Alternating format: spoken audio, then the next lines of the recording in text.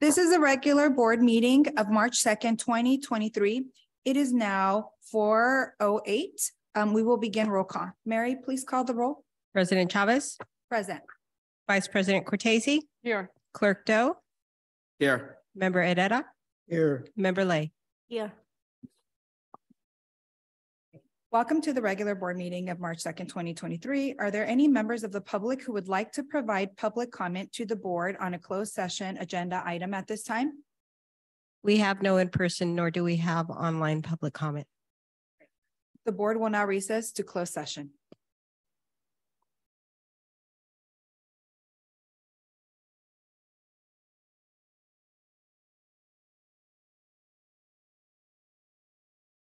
We are resuming session. So let's start with the Pledge of Allegiance.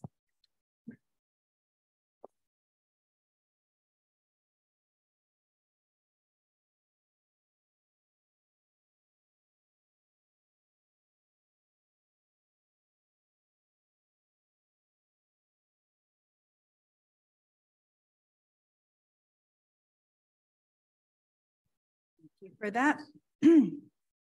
All right. So again, welcome to the regular board meeting of March 2nd, 2023. Members of the public, please submit your public comments as follows. You may raise your virtual hand in Zoom to request to speak and offer a comment in real time.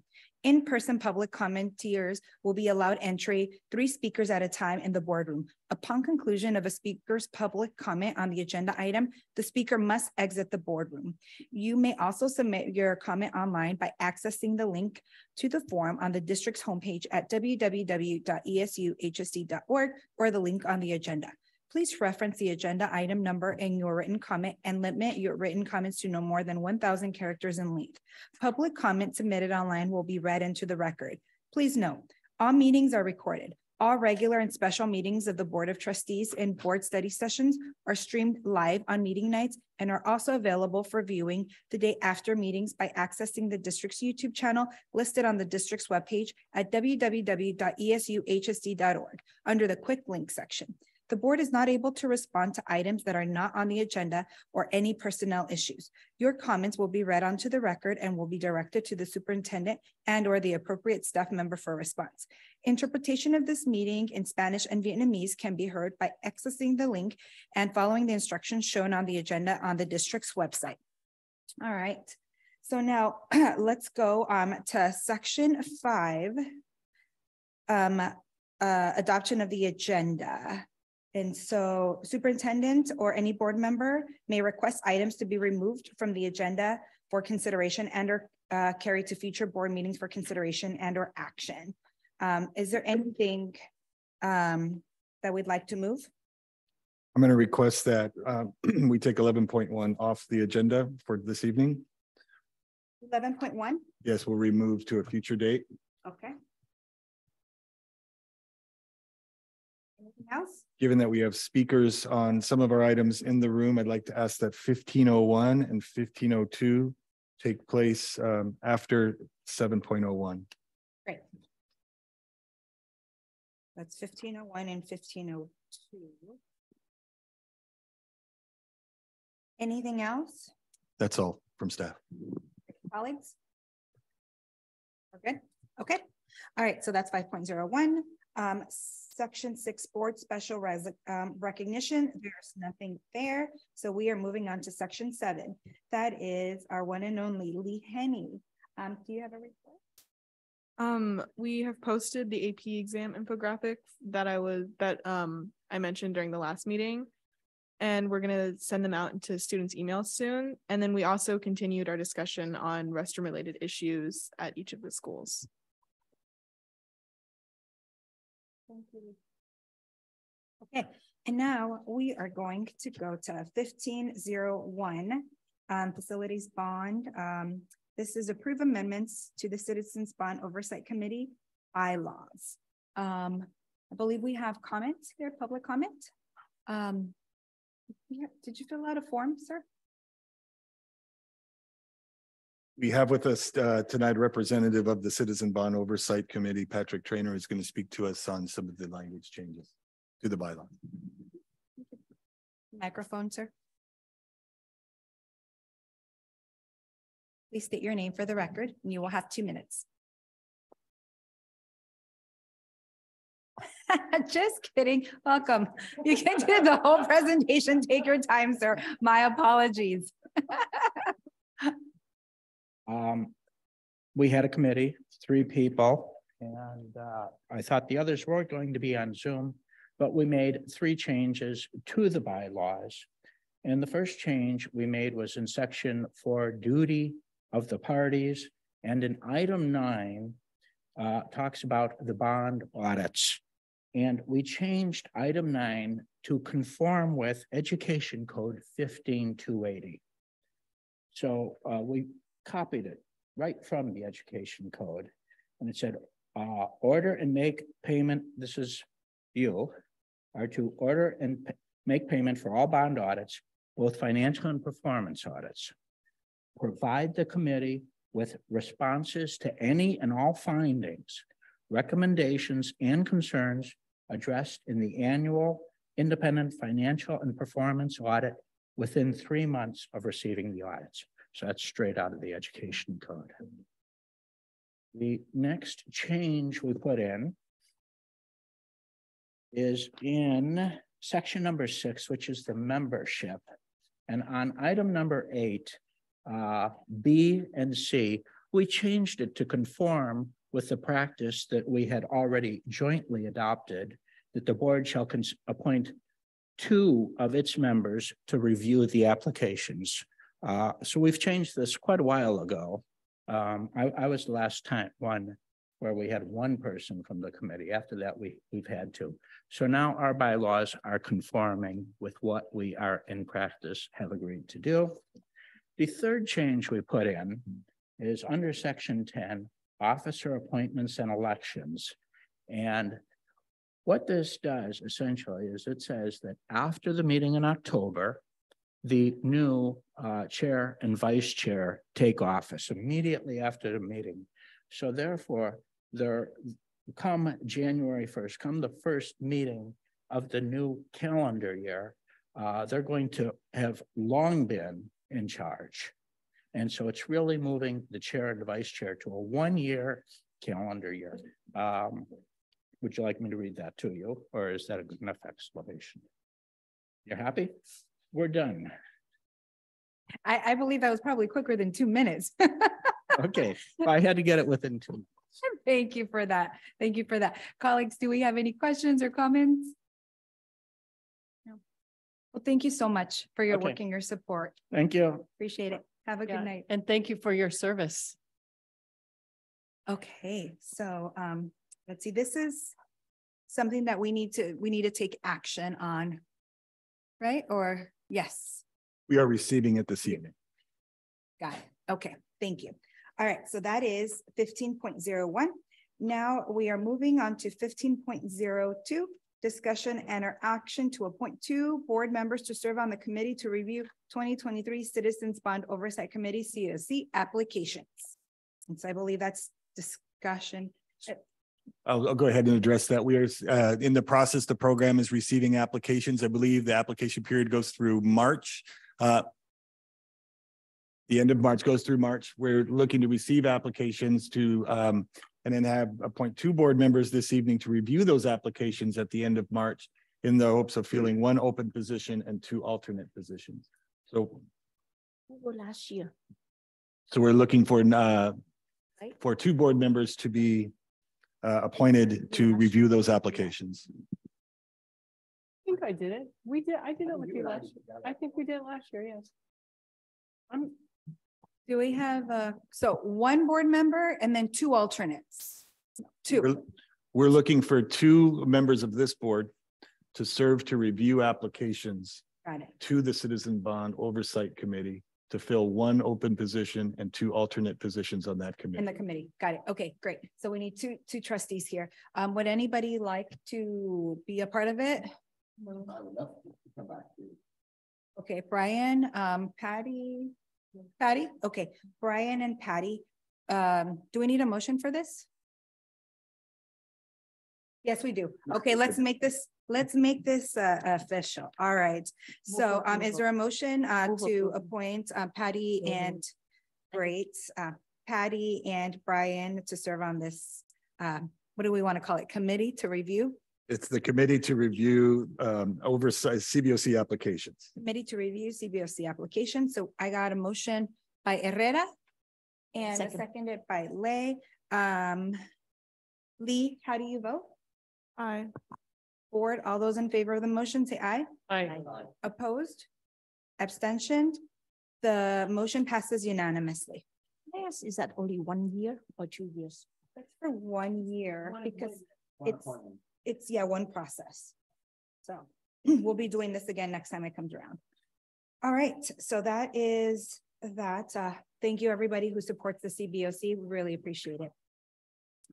Now let's go on to section 8.01. The superintendent and her board members may request items to be considered, discussed, and acted out of order of the agenda per the schedule.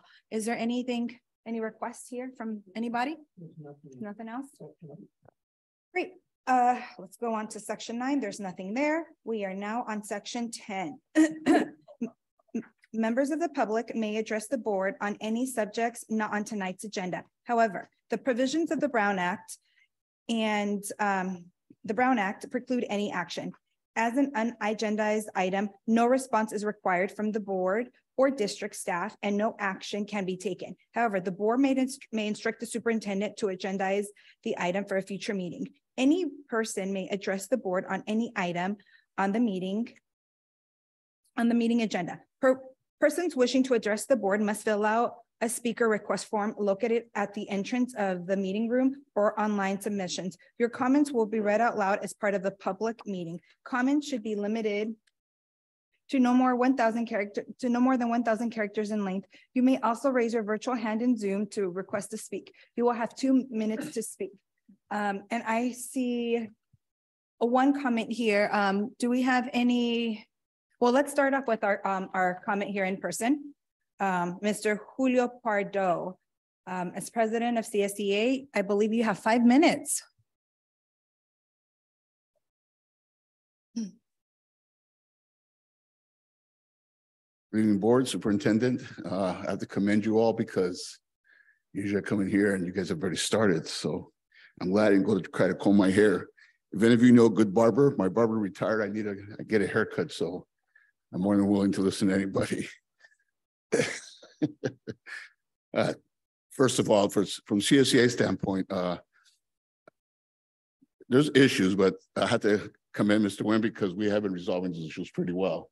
There is one issue that we have been told that's very confidential, and we've been told by the district that it's been resolved.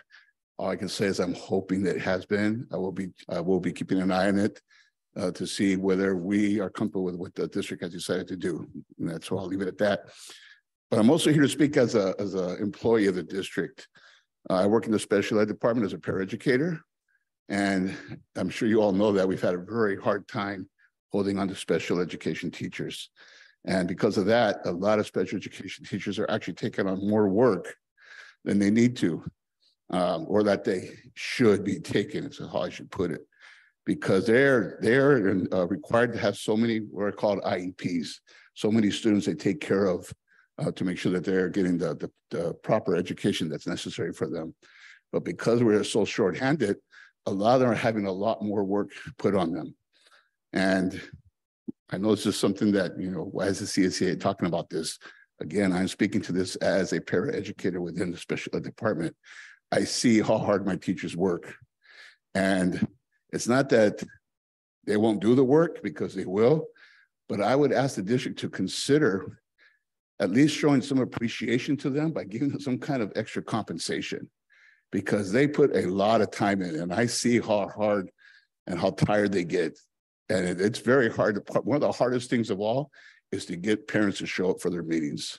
And then because the meeting's not completed, yes, there are other steps they can do to get it done, but then because they don't get it, it's not done at the right time, you know, the district gets in trouble because their reports aren't done in time, and now they have to get all the teachers, and the teachers start getting frustrated. So all I can say is I would hope the district, the board would consider offering something to these teachers to make up for all the hard work they do to try to keep this district in compliance, because it just doesn't seem fair to me that I believe it's 28 students we're supposed to work with. And at times, because we're short a teacher, or we have such a transient population that many more students come into our district, some teachers end up with more than 40 students during the year. And they have to test them, they have to evaluate them, hold these meetings with the parents, hold these meetings to get everything signed off. And it just doesn't, you know, as paraeducators, we're there trying to help them, but sometimes they're trying to run a class and they're so frustrated. It's heartbreaking to see how depressed they get at times, but then they chuck it up and get the work done. So I just hope you would consider this and look to see how maybe we can at least show some kind of thank you to the teachers that do all this work. Thank you. Thank you, Mr. Pardo. Are there any comments online or? No, we have no public comment under section 10. And no, no comments from attendees. Great, thank you. Okay, so now we are on section 11, going to 11.02, discussion under action regarding the 2023 California School Board Association CSBA Delegate Assembly election. Okay, attached you will find the ballot material for the CSBA's delegate assembly for our region. The board is requested to vote for no more than 6 candidates, regardless of the number of vacancies. And the Board of Trustees can cast no more than 1 vote for any 1 candidate. So we have the opportunity tonight to vote for up to 6 candidates. As you will notice that there are a good number of write-in candidates as well. And you could, if you choose to, you can submit as many write-in candidates as you want. We just still can't exceed the 6 possible. This is up for you all to decide who you would like to vote for.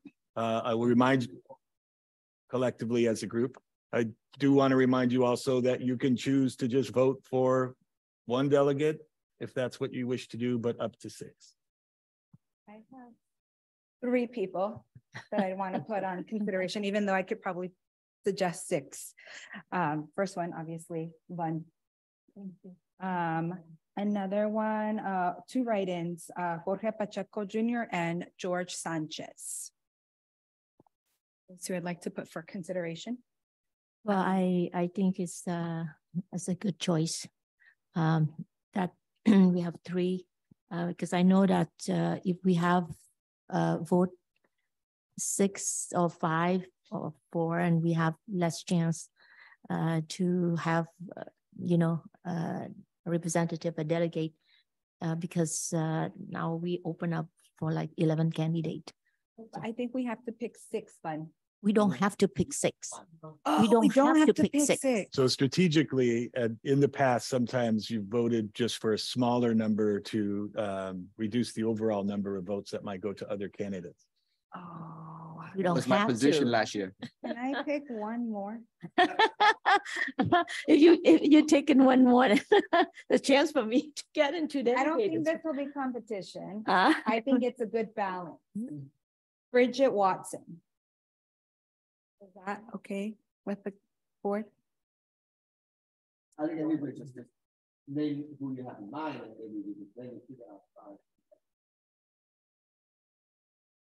Bridget Watson. She does, she leads the legislative committee at the county office. She does a lot of work for the region as a whole, not just for delegates, but she takes on a lot of leadership positions and she constantly takes on a lot of projects and supports the work moving forward. I agree with you, Madam President. Yeah, I've seen Bridget work because I'm in the committee legislative, and I work with her and she worked very hard.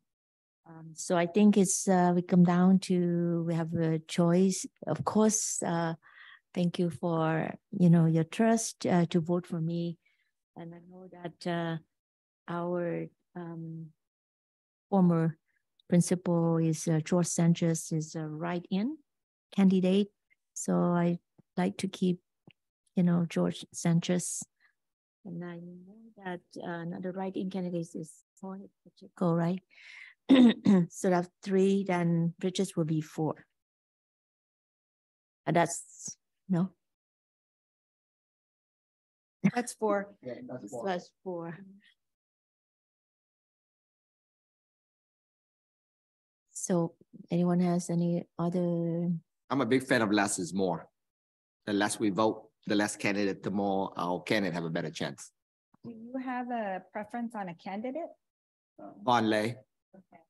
I'm familiar with her. Okay, great. Noted. So that one will for sure vote for that person, whoever they are. Manuel, Patty, what are your thoughts? I don't have a really strong position one way or another, so I'm just sort of waiting to see what emerges from the board, and I'll support that.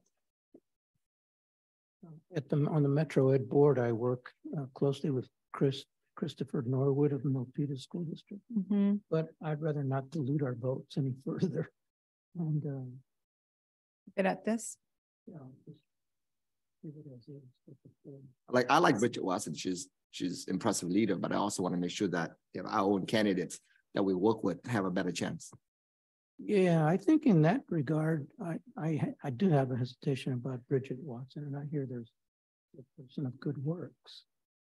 But, since our board president is sponsoring them. So we want to narrow down to 3 or 2? Oh, We're going from 4 to 2 real quick. I see that, bud. So are we okay? Are we okay with these 4 people? I don't know. 2 of them. I don't know if this is the right candidate. I'm not against any of them. I just don't know anything else. And I can't comment on that. George Sanchez is? Yeah. I think I met him. yeah, but I think George came before Before Brian came on board. So- Years before, I think. Yeah, because George- George, he was principal and he retired Yeah. before Brian came on board. So that's why Brian did not have a chance to. And of course, he's a very likable guy from the initial meeting. But from citizen standpoint, I just like to have our candidate to have the best chance of winning. So I think that's what I'm putting forward from a strategic standpoint. By the way, George Sanchez has only 2 years less than me. Yep. Okay. All right. So I'd like to put a motion on the floor to support George, Vun, and Bridget as part of the group of people that we support for the delegate assembly. George and Jorge. George Sanchez. No. George Sanchez. Correct. George Sanchez, right? Correct. Okay. Yes. Yes, I did. Jorge. We want to end this meeting earlier, right? Yes. Right? So there is a motion on the floor. Oh, second. What the heck? Is that And we what got I'm a second waiting for? by Oh, Herrera. slow here. Lee, how do you vote? Aye. Colleagues, all in favor, say aye. Aye.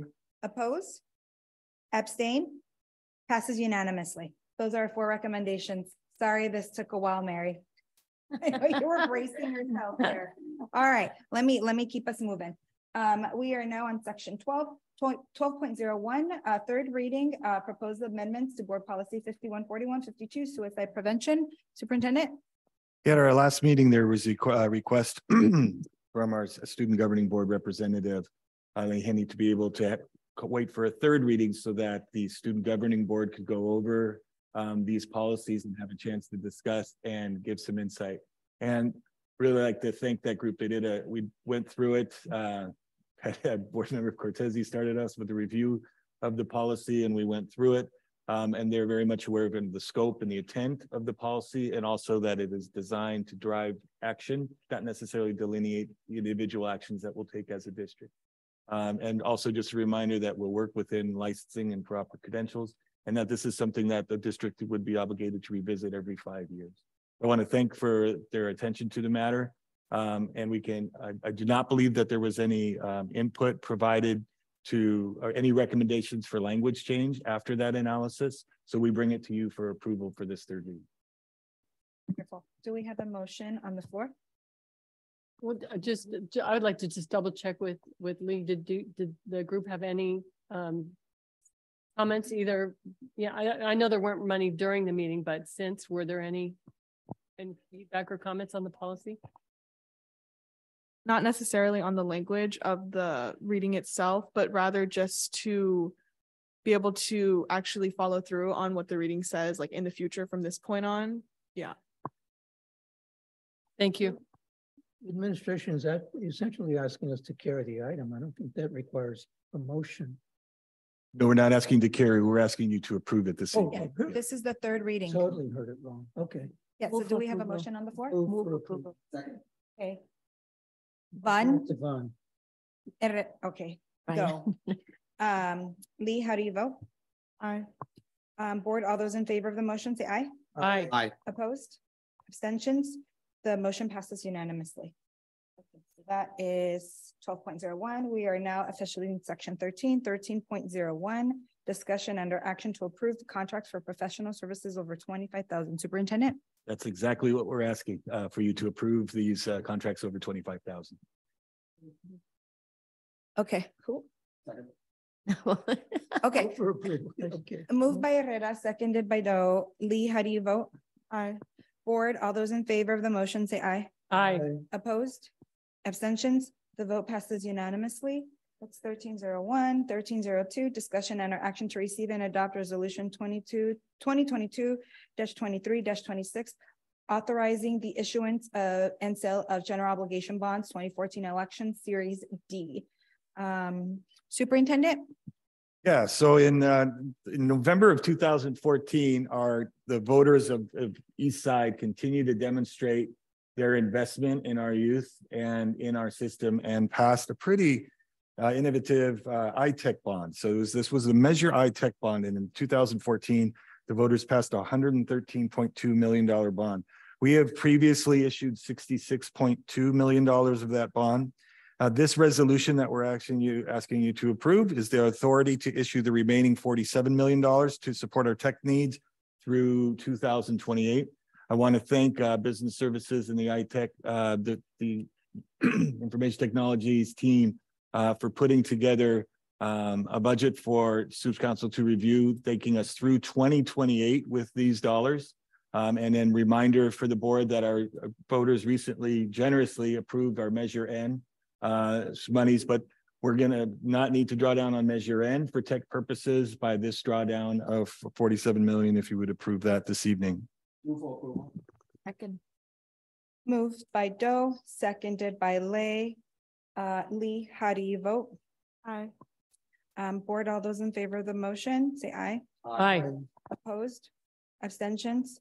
The vote passes unanimously. Board President, if I could say, I would like to thank the Business Services again for not only providing that budget, but taking the time to look over our LCAP plan and our goals as a district and starting to link expenditures to those same goals that we're after and seeing the linkages between, again, and making explicit linkages between our academic and social emotional wellness goals for our district as a whole to what we're doing in the informational technologies area. So thanks to the team for that. Thank you for that. And I also got to say IT is doing a great job. I'm doing some great work out in the community with the internet in collaboration with the city and others. So a lot of good work happening here. So thank you, everybody, for making that happen.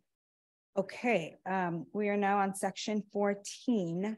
1401, discussion and our action regarding the approval of the proposed revised certificated administrative job description and job title from coordinator of academic language development to coordinator of parent and family engagement. Mr. Nguyen? Thank you, Madam President. The next two items are actually existing management positions that we're simply asking for a revision of their job titles or job description, excuse me. It will have no fiscal impact. But what it does do is it addresses our state LCAP priorities, the third priority, which is family and community engagement.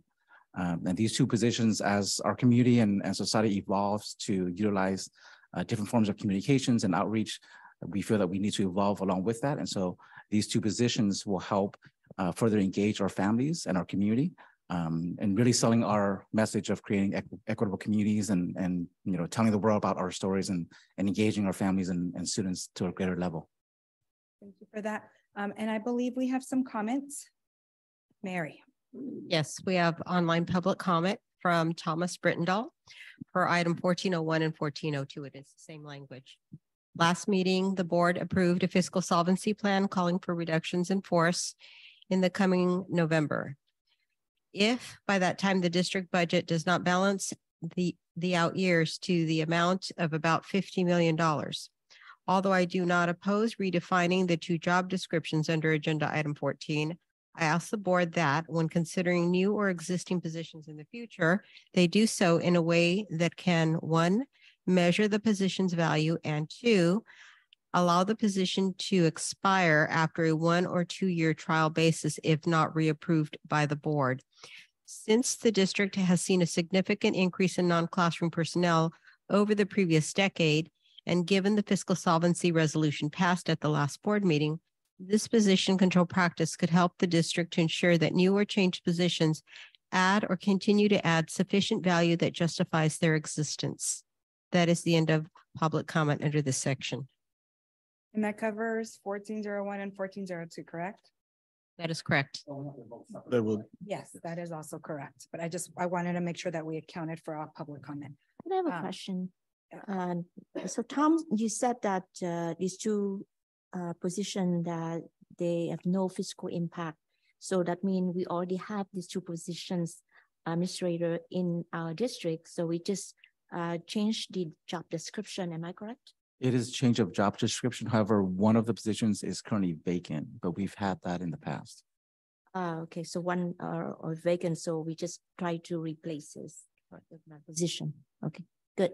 Yeah, thank you. Of course, any other questions or comments? Yes. Go ahead. Given the fact that they changed the description, there's no fiscal impact. I'm wondering if I can ask the administration to come back a year from now and educate us or share with us whether there is an improvements in performance, whether the return on investment still makes sense. It will give them the new job descriptions. I think at any time the board can request of the superintendent or of our department to provide a report on just the various duties and actions that were taken by any particular department or field. So if you like to, for example, find out the work that has been done, after approving these positions and what type of work is done, what are the results of these type of work, we can certainly come back and present that report of things that we've done. And that's not dissimilar to other reports that we receive annually, as far as how well the bond is doing, how well the EL program is doing, et cetera, et cetera. So we're following the same lines. Do we request that as the board, as the meetings, or can we request that as you make the description now so that you come back next year? What would be the optimal way of approaching it? We're asking you to approve the changes in 1401, the title and description, and in 1402. For now, we're requesting that change. In terms of any future reports, we can ask for those at a future date. We would have to ask at a future date rather than as during the vote. Yeah, not as part of the job description. I see. One of these is also vacant. Right. I'm familiar with positions. I just want to get clarity of the timing of when if I want to have an understanding of our of the how the job performs and the values that we get. When do we make that request? Right. Will be the optimal. Go ahead, Manuel. Yeah, respectfully, Member Doe, I'm a little uncomfortable with your request because it signals a different way of how the board engages with administration and tracking, evaluating, reporting results, in a sense, justifying investments in positions and so on. That's it's germane, but the nature of the request and the way it's being made in a public meeting and by somehow getting full board back into it, it's actually a pretty major departure. And we can have a bigger discussion about how we actually track results from investments in whatever it is, the structure of the positions allocated, all of that, because that's the essence of your request is if we're making these changes, what's the value that we get out of these changes? That's the fundamental question. That is the fundamental questions. And my question is not whether we do it, but how do we do it, right? So I'm not asking for a departure of what we've done in the past, but what I'm asking is if Mr. Huynh responded, the board has the authority to ask any time. So my question is, when would be the any time, or when, how would be appropriate then so? Well, So I'll just reiterate what I said. It fundamentally represents difference in how we approach the question of evaluation or investment and return on investment results. That's, if we want to go to that discussion, we go to that discussion. We don't just limit it to these changes. understood. And I'm actually very comfortable if you're saying not just specifically about item 1401 and 1402, but a greater pictures. I will certainly be even more interested in that approach. Yeah, it's a tricky discussion. Great. It may sound simple. Okay, I know that I think we're deviating a little bit from this. So what's before you tonight is the changes in the job description Yes. and the duties assigned. There's no recommendation on, there's no of evaluation Beyond or Yes, right. return on investment for this action. And we can speak in the future about the nature of presentations about programmatic elements of our district. Great. Okay, so we have 14.01. Is there a motion to approve? I'll move. All right, Second. Moved by Cortese, seconded by Doe. All in wait, Lee, how do you vote? Aye. Board, all those in favor say aye. Aye. Opposed? Abstentions? The motion passes unanimously. Now with 14.02, is there a motion to approve? Move for approval. Is there a second? Moved by Lay, seconded by Herrera. Lee, how do you vote? Aye. Board, all those in favor say aye. Aye. Aye. Opposed? Abstentions? Vote passes unanimously. All right, now we are on consent calendar. For approval of the consent calendar. All right, moved by Herrera, seconded by Doe. Lee, how do you vote? Aye. Colleagues, all those in favor say aye. Aye. Aye. Opposed? Abstain?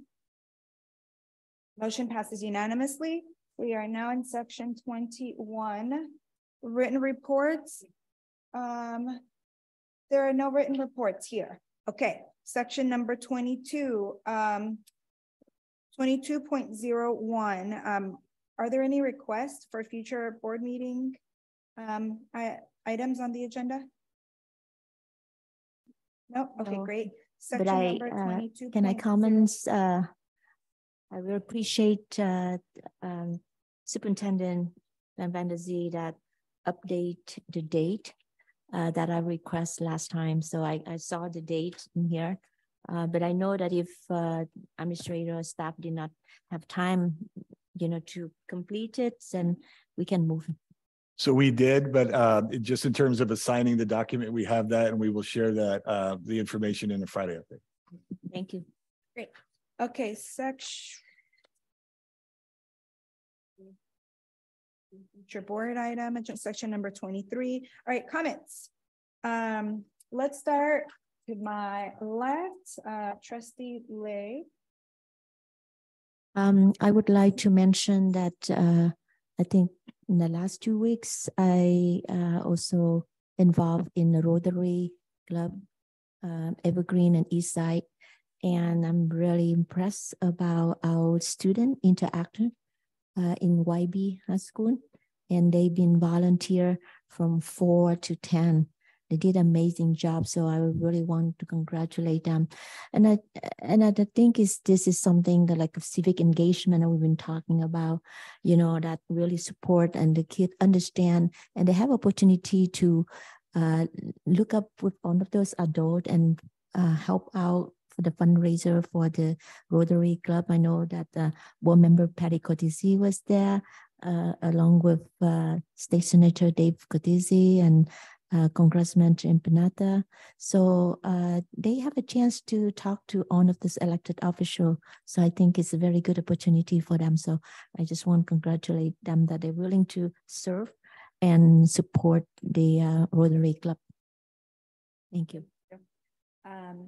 Well, I just want to take a quick moment to say happy belated birthday to Mary Gillen. Thank you very much for all the work that you've done. Happy belated birthday, Mary.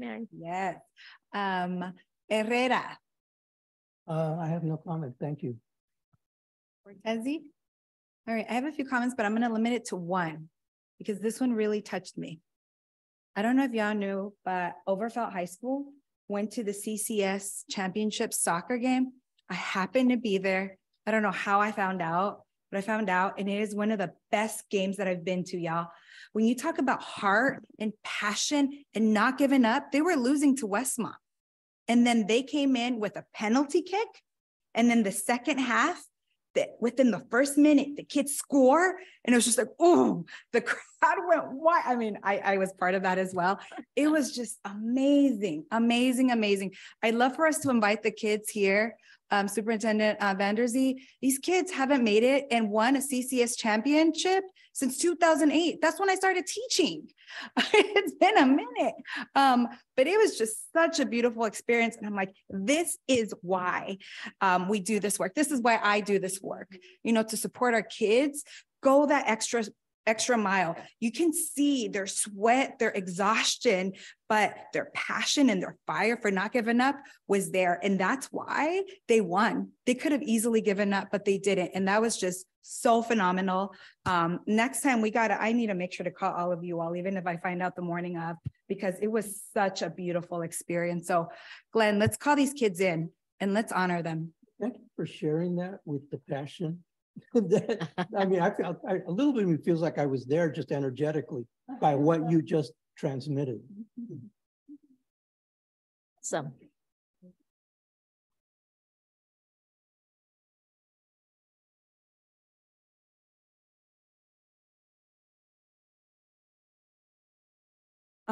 I believe that Evergreen Valley, something about basketball CCS that was like new. I'm so sorry. I'm not really into basketball, but I do know that people were making a big deal about it because it was like the first thing that something happened. So maybe if you want to look into that and invite those students here as well. But other than that, I don't have any comments. Okay, go Royals, go Cougars, go on teams. Yeah. You know, during COVID, we got out of that practice of bringing in our teams that, you know, place or are champions. And I think that's it, you know, now that now that we have chairs, I think we should get back into that practice of bringing them in. That's a good thing.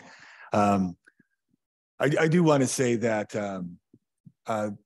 over the break, we got word that a dear member of the Eastside family, Bruce Shimizu, passed away. A long time educator and principal of Andrew Hill for many years, was involved in our sites and after school programs subsequently.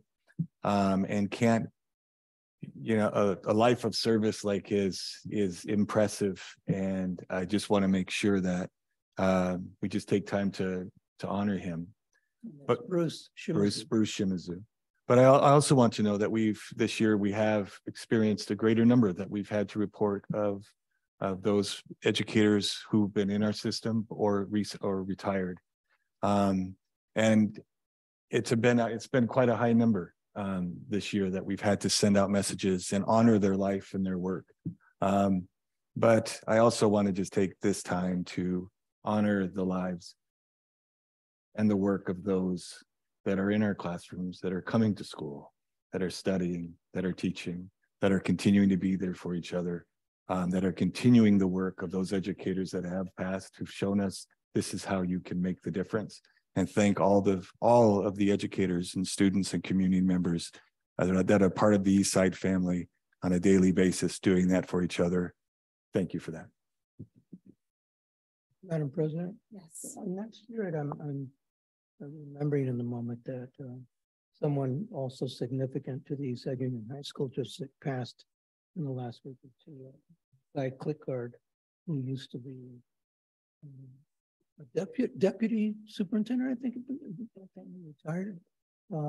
He had quite a career over here, and he was one of the favorite people. And so yeah, I just remember him and honor him in his life contributions to our community. Thank you. Thank you for sharing that. Great. Okay. And on that note of honoring our people, board meeting evaluation, colleagues. Like 30 seconds. Short and sweet. Short and sweet. Yeah. Great. All right. Section number 24, legal counsel. Do we have anything to report out? Yes, Madam President. Closed session item 2.02 in the matter of student number 22-23-009. The board unanimously approved an extension of the time for an expulsion hearing through March 31st, 2023, pursuant to Ed Code 48918. There are no further reportable actions. Great, thank you. It is now 6:51. This meeting is adjourned.